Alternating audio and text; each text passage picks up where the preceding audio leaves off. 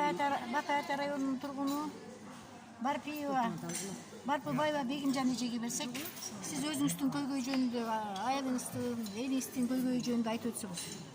Кыска анан нускалай айтыңыздар. Урматтуу Сооронбай Шарипович, парламентте айтылган кайрылууңузду угуп абдан кубанычта болдум. Бирок акыркы учурда эне менен баланын көп аялдардын зордук зомбулукка кабылышы аянычтуу окуя менен аяктап жатат. Ошондой эле үй бүлөдө чыр-чатактар көп болууда.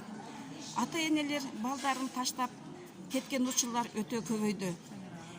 Бүгүн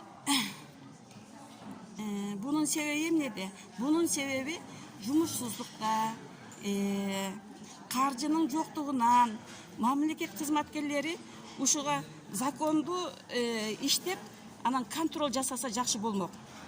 Анан мен айыл жеринде жашагандыгыма байланыштуу мүмкүнчүлүгү чектелген адамдарды көрүп, аларды кызматкерлер жеген витаминдерди, оокаттарды алар жешпейт.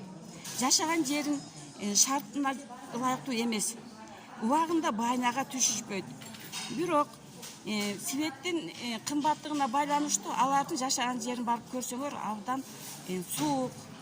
Анан ушул маселелерди Сооронбай Шарипович мен сизге кайрылуу менен айтайын деген ойдомун.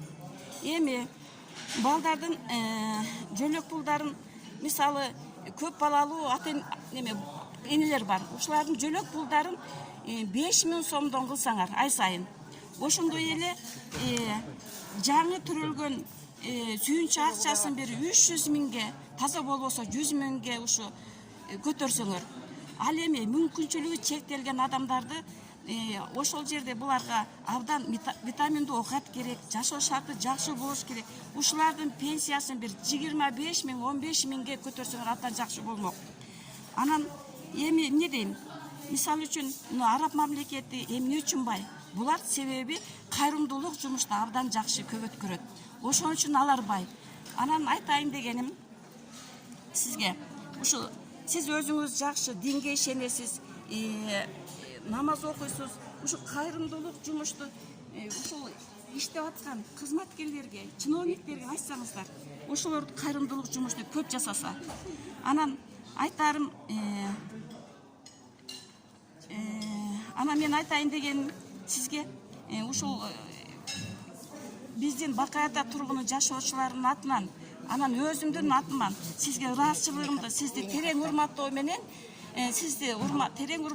сизге айтарым, ушул элдин жашоо шартын өз көзүңүз менен көрүп, ушуларга иштеген жетекчилерге,